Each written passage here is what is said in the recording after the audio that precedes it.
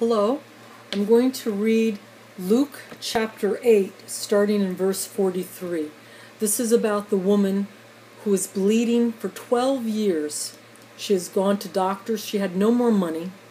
She was an outcast, no family. Nobody wanted her. And I'm going to read about her. Luke 8, verse 43.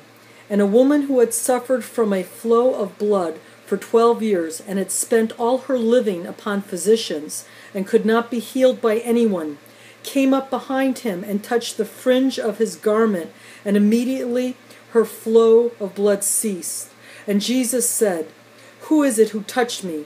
When all who were denying it, Peter and those who were with him, said, "Master, the multitude surround you and press you on every side." But Jesus said, "Someone did touch me, for I perceived healing power has gone forth from me." And when the woman saw that she could not escape notice, she came up trembling and fell down before him. She declared in the presence of all the people for what reason she had touched him, and how she had been instantly cured. And he said to her, "Daughter, your faith has made you well. Go, enter into peace." Okay, this is a really powerful story, right? This woman had nothing, no hope. Jesus was surrounded.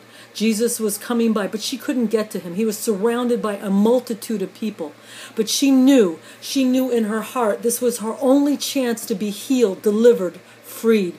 She had been bleeding for 12 years, had never stopped. She was an outcast. Nobody even wanted her around. What did she do? She crawled. She crawled to Jesus. She crawled through the crowd. She got kicked on, stepped on. She crawled through the crowd because she knew if she could just touch the hem of his garment, she would be saved. It didn't matter if she was kicked on, stepped on. And you know what?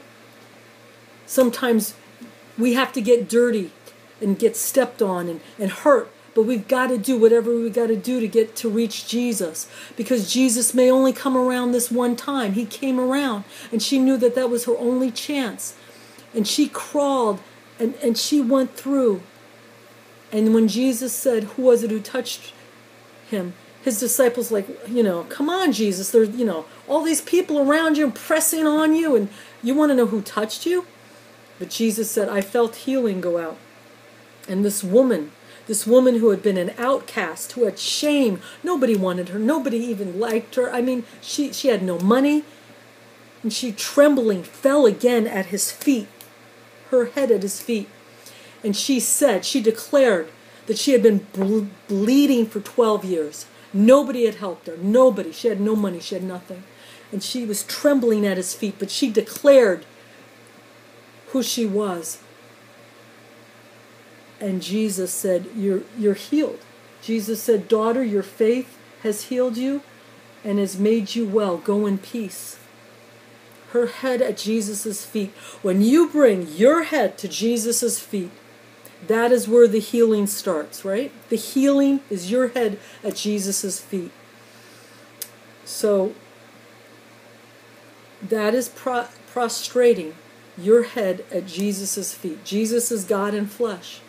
And you can't hide anything. You cannot hide anything from the Lord. And if you're ashamed of Jesus, Jesus is going to be ashamed of you. And many will say to Jesus, "Lord, Lord, didn't we, evangelize in your name and cast out demons and do all these wonderful things for the church for you and volunteer work?" And Jesus will say, "Get away from me, I do not know you." And there will be gashing and gnashing of teeth. So, do not be ashamed of Jesus. This woman wasn't ashamed. She had shame, yes, because she was an outcast. She had been bleeding. Nobody wanted her. She'd lost all her money. But when Jesus said, "Who touched me?" she said, trembling, what had happened, what she had. In front of everyone, she admitted it. But her head was at Jesus' feet. So, do not be ashamed of Jesus. Bring your head to Jesus' feet. I go to church and everybody's praising and, the worship songs come on and they're still praising God when a worship comes. When a worship song comes on, I go to the front of the altar and I bow, kneel, and prostrate. And I don't care. People think I'm strange. I don't care what man thinks of me. I care what God, my Father, thinks of me. And you should too. You know, you shouldn't care what other people think of you. You should care what God thinks of you. And this woman didn't care what other people thought because she had nothing. She had no hope. Do you know what it means to have no hope? She had no hope. Her only hope was in Jesus. And Jesus healed her. But she brought her head to Jesus' feet. The first time when she touched his garment, and then the second time, right? The second time when Jesus felt healing go out. And he said, I perceive that healing has gone out. And Jesus said, who touched me? And when the woman saw that she could not escape notice, she came up trembling and fell down before him, Jesus at his feet. And she declared in the presence of all, boldness, yes, I was bleeding for 12 years. And no physician could help me. And I had no more money. She declared it in front of all.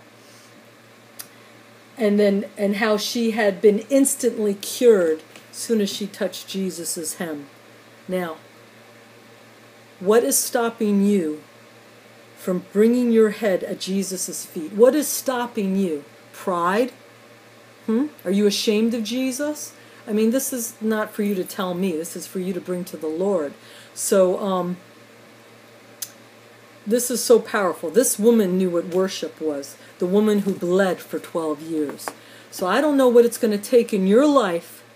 Does God need to make your life hopeless and have you bleed physically, mentally, and spiritually before you surrender everything, body, heart, mind, and soul to the Lord?